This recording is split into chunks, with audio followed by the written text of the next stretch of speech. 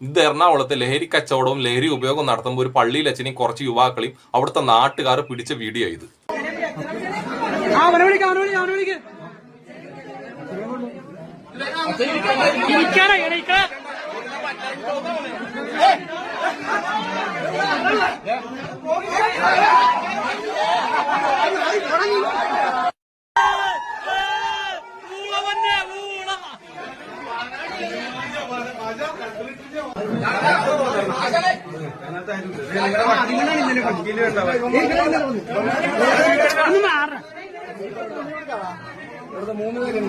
ഞാൻ ഈ വീഡിയോ ഇടുന്നത് ക്രിസ്ത്യൻ മതവിഭാഗത്തിനെ കുറ്റപ്പെടുത്താനേ അല്ല ആദ്യമേ പറയുന്ന. പിന്നെ ഈ വീഡിയോ ഇപ്പൊ പെട്ടെന്ന് പുതിയ വീഡിയോ ഒന്നല്ല, ഇത് കുറച്ച് പഴയ വീഡിയോ ആണ്. പക്ഷെ ഇപ്പോഴാണ് ഇത് സോഷ്യൽ മീഡിയയിൽ വൈറലായിക്കൊണ്ടിരിക്കുന്നത്. അത് ഇപ്പോഴത്തെ പ്രത്യേക സാഹചര്യം കൊണ്ട് വൈറലാകുന്നതാണ്.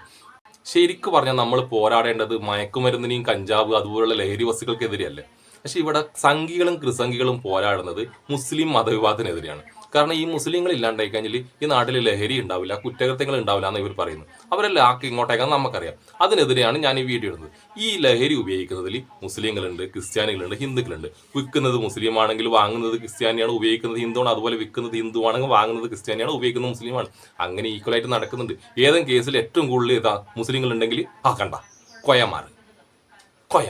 ഇതാണ് അവസ്ഥ. ഈ നാട്ടിലെ സമാധാനം ആഗ്രഹിക്കുന്ന ഹിന്ദു ആയാലും മുസ്ലിം ആയാലും ക്രിസ്ത്യാനിക്കും വേണ്ടത് ഈ ലഹരി ഇല്ലാണ്ടാവുക എന്നുള്ളതാണ്. അല്ലാണ്ട് ഒരു മതം ഇല്ലാണ്ടാവുക എന്നുള്ളതല്ല. ഇത് രാഷ്ട്രീയമായിട്ട് ഇതിപ്പോ രാഷ്ട്രീയക്കാരാണെങ്കിലും CPM പിന്നെ കോൺഗ്രസ്സാറെ കുറ്റം പറയും, കോൺഗ്രസ്സാറ് BJP-കാരെ കുറ്റം പറയും, അതുപോലെ ലീഗാർ ഇപ്പുറം കുറ്റം പറയും, SDPനെ കുറ്റം പറയും, RSSനെ കുറ്റം പറയും. ഇതിങ്ങനെ കുറ്റം പറയലാണ്. അല്ലാണ്ട് ലഹരിക്കെതിരെ ഇവർ പോരാടുന്നത് ഞാൻ കാണുന്നില്ല. ഇപ്പൊ ചാനലുകാരായാലും ലഹരിക്കെതിരെയുള്ള പോരാട്ടം എന്ന് പറഞ്ഞാൽ അവർ നടത്തുന്നത് അവരെ റേറ്റിങ്ങിന് വേണ്ടിയുള്ള ഓരോ പരിപാടികളാണ്. ശ്രീകണ്ഠൻ നായർ 40-ാം വർഷം, അരുൺകുമാറിന്റെ 30-ാം വർഷം.